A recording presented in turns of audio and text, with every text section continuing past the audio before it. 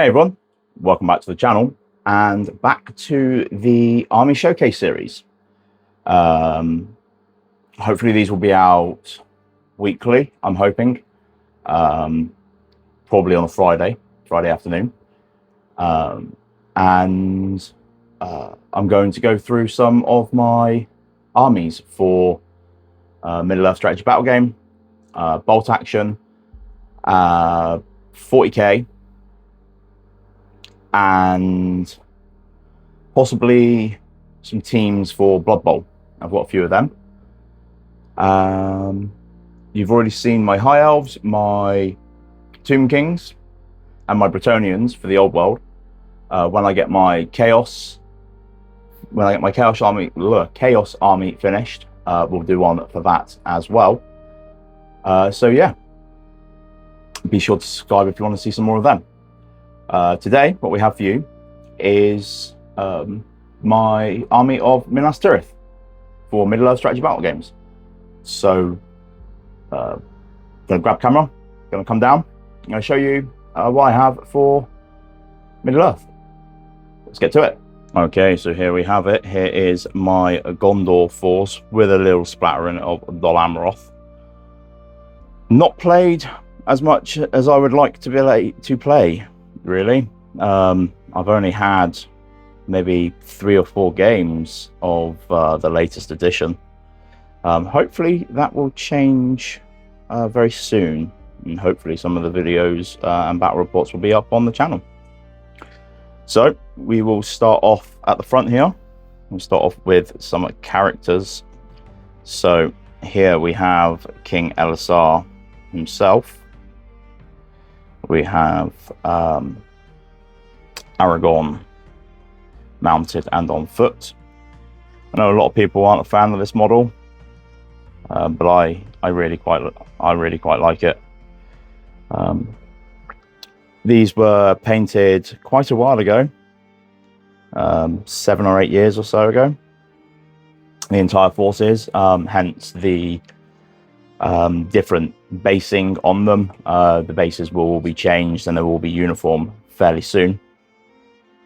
But there we have Aragorn, Boromir. I do have Boromir mounted, not in his heavy armor, but the tree of Gondor on there was painted on there by my wife, and we have him here mounted as well with the banner. We have Gandalf the White on Shadowfax. This was, I think, one of the first models I painted when I came back. And for the life of me, I could not get him to stand on his base, so I had to put this big lump of it is actually just a stone, a big lump of rock on his base for Shadowfax to sit on and stand on. I was going to do it as like a chunk of rubble from, from Minas Tirith once being sieged. Then went and did this really weird kind of browny base. I think that's bird seed, bird sand on there or something. I can't remember. I say it was a very long time ago. Over here we have Faramir, the Prince of Athelion mounted model there. Sorry about that, my gimbal decided to run out of battery even though it's been on charge for days and not being used. So yes, here we have Faramir, the Prince of Athelion model mounted. Really beautiful model there, but again my paint job just didn't do it justice.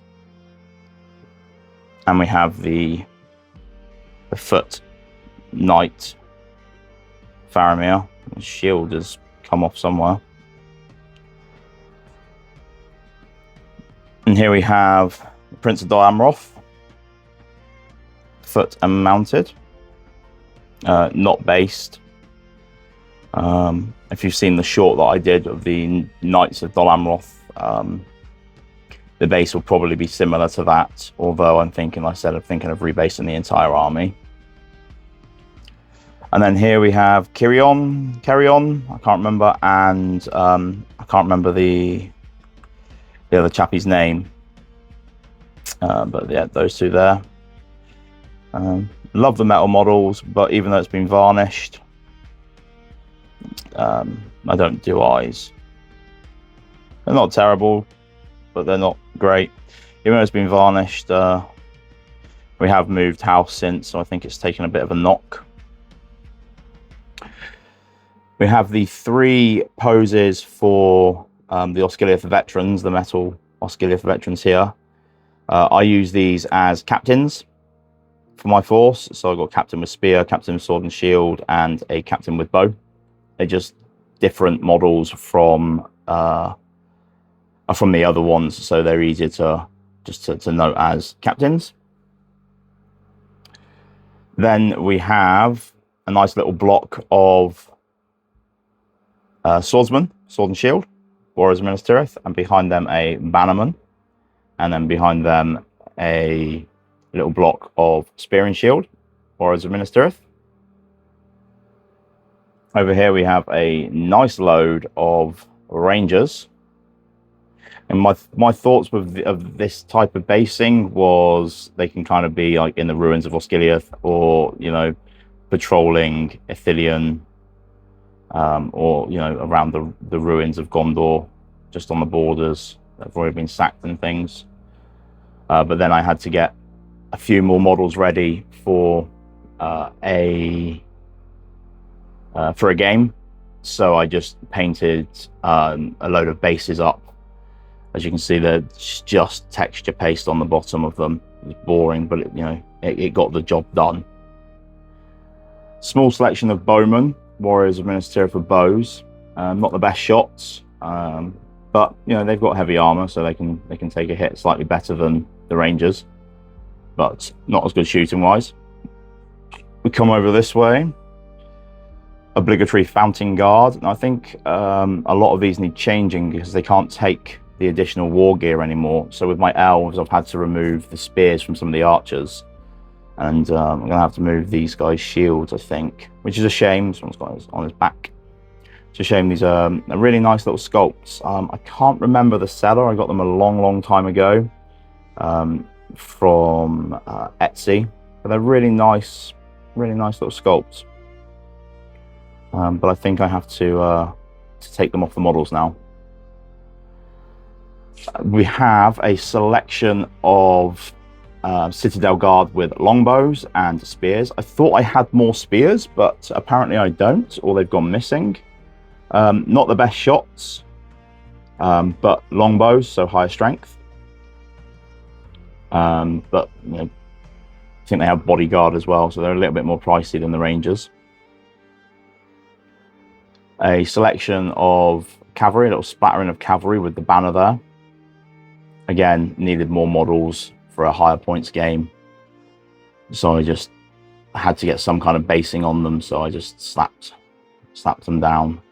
But they're not terribly painted.